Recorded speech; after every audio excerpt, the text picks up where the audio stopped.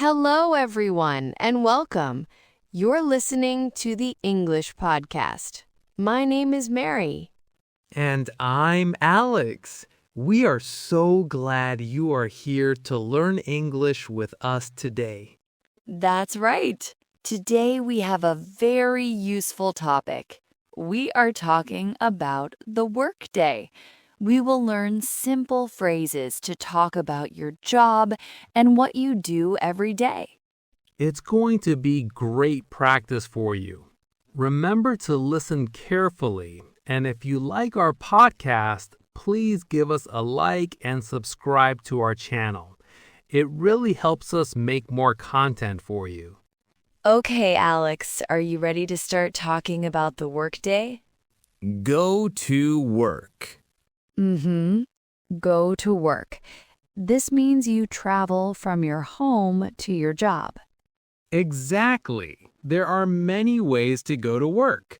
For example, you can say, I go to work by car. That's a great example. Or if you use the train, you can say, I go to work by train. Let's repeat that one. I go to work by train. Good job. So you go to work. Now you are at your office or workplace. What's next, Mary? The next phrase is start work. This means you begin your job for the day. Right. Start work. Usually we say the time. For example, I start work at 9 a.m. Exactly. Or you can ask a question. What time do you start work? That's a very common question. It is. So let's practice. Say it with me. I start work at 9 a.m. You're doing great. Okay, so you start work. What is the first thing you do? For many people, the next phrase is check emails. Yes, check emails. This means you look at your computer or phone to read new messages for work. A simple sentence is, first, I check my emails. Let's repeat it. I check my emails. Perfect. So you go to work, you start work, and you check emails. What happens after emails, Mary? Sometimes you have a meeting. A meeting is when you and your coworkers talk about work. Right, have a meeting. For example, I have a meeting at 10 a.m. with my team. That's a perfect sentence. Or maybe, the meeting is about a new project. Great example. Okay, after a few hours of work, you might be tired. So it's time to take a break. Yes, a very important phrase. To take a break means to stop working for a short time to relax. For example, I take a coffee break at 11 a.m. And the biggest break of the day is for lunch. We say, have lunch. For example, I have lunch at 1 p.m. Yes, have lunch. Great job, everyone. You're learning so fast. We have one more phrase for the end of the day. That's right. When your work is done for the day, you finish work. Finish work. This is the time you stop working and go home. For example, I finish work at 5 p.m. Let's practice that. I finish work at 5 p.m. Another example, he is happy when he can finish work early. That's right, Alex. After work, we go home. This is our next phrase. It's the opposite of go to work. That's right, Alex. After work, we go home. This is our next phrase. It's the opposite of go to work. But the day isn't over when you finish work, right, Mary?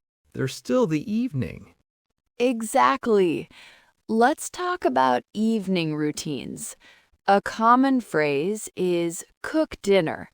For example, I cook dinner for my family. After dinner, many people watch TV. You can say, I watch TV to relax.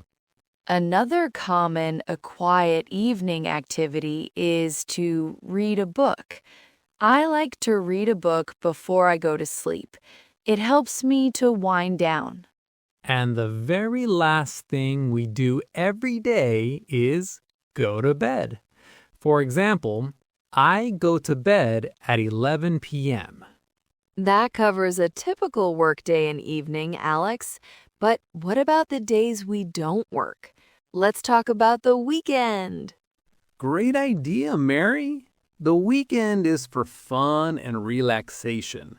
What's a good phrase to start with? On the weekend, I like to sleep in. This means I wake up later than usual. Sleeping in is the best.